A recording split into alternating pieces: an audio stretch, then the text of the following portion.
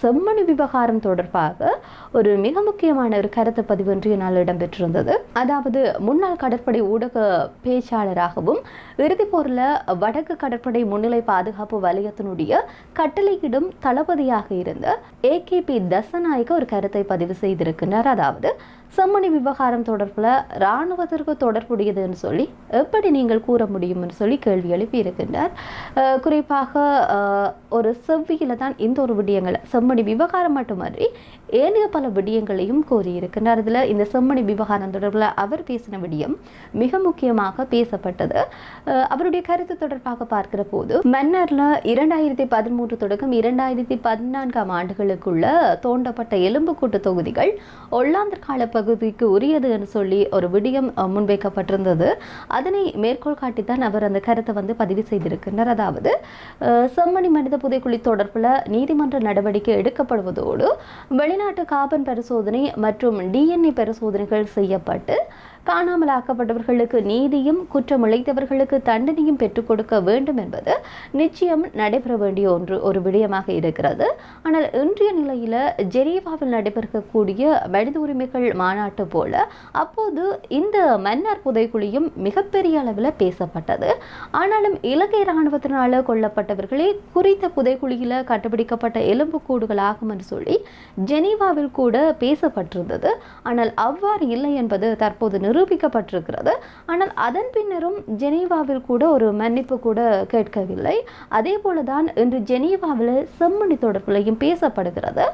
அதனாலேயே பரிசோதனைகள் அவசியமாகும் என்று சொல்லி தான் சொல்வதாக அவர் சொல்லியிருக்கிறார். அது மட்டுமன்றி செம்மணி மனித புதைகுழியானது யாழ்ப்பாணத்தில் அமைந்திருக்கிறது. அதே நேரத்தில் இந்த போர்க்காலத்தின் போது யாழ் பகுதியை பலர் கைப்பற்ற முயற்சிகள் மேற்கொண்டு கைப்பற்றியும் இருக்கின்றார்கள். இலங்கை இராணுவம் மற்றும் இந்திய அமைதிப்படை காக்கும் படை ஆகியவற்றோடு சேர்த்து புலிகளும் கனகாலம் யாழ் குடாநாட்டை தங்களுடைய கட்டுப்பாட்டின் கீழ் கொண்டு வந்திருந்தது. ஆனாலும் இவை 1998 ஆண்டுக்கானது என்று சொல்லி கூறப்படுகிறது. மேலும் சுனாமியினாலும் பலர் காணாமலாக்கப்பட்டிருக்கிறார்கள். அதனால் காலத்தை தொடர்படுத்தி ஆய்வுகள் கூட பரிசோதனைகளை கண்டறிய முடியும் என்று சொல்லியும் எனவே பரிசோதனைகள் அவசியம் என்று சொல்லி அவர் சொல்லியிருக்கின்றார். இவருடைய கருத்துப்படி பார்க்கிற போது அப்போ இந்த தோண்டப்படுகின்ற மனித எலும்புக்கூட்டு தொகுதிகள் எல்லாமே புலிகளின் காலத்திற்குரியதாக இருக்கும். அதே நேரத்தில் அங்கே புலிகளும் இருந்தார்கள், இராணுவத்தினரும் இருந்தார்கள், இந்திய அமைதிப்படையும் இருந்திருக்கிறது. அது மட்டுமன்றி இந்த சுனாமி விவகாரங்கள் ஊடாகவும் இந்த மனித புதைக்குழிகள் அவற்றோடு தொடர்பட்டதாக இருக்கலாம் என்று சொல்லி அதற்கான பரிசோதனைகள் முன்னெடுக்கப்பட வேண்டும் என்பதுதான் அவருடைய கருத்தாக அமையப்பட்டிருக்கிறது. இதில் மிக முக்கியமான ஒன்று, உங்களுக்கு தெரியும் அந்த இடமானது யாருடைய கட்டுப்பாட்டின் கீழ் இருந்ததுன்னு சொல்லி. அதே நேரத்தில் தோண்டப்படுகிற எலும்புக்கூட்டு தொகுதிகள் எல்லாமே கைகால்கள் கட்டப்பட்ட நிலையில தான் தோண்டி எடுக்கப்பட்டிருக்கிறது. கும்பல்களாக குவியல்களாக கைகால்கள் கட்டப்பட்ட நிலையில தோண்டப்பட்டு கொண்டிருக்கிறது. இப்படி இருக்கிற போது எப்படியாக அது சுனாமி ஆழிப்பேரலையினால இறந்து போன ஆத்மாக்களுடைய உடல்கள் சொல்லி சொல்ல முடியும். அதே நேரத்தில் யாழ்ப்பாணம் இலங்கை இராணுவத்தினுடைய கட்டுப்பாட்டின் கீழ் இருந்தது. அவர்கள் அந்த பகுதியில தான் முகாம்களை அமைத்து தங்களுடைய இராணுவ நடவடிக்கைகளையும் போர் நடவடிக்கைகளையும் முன்னெடுத்திருந்தார்கள்.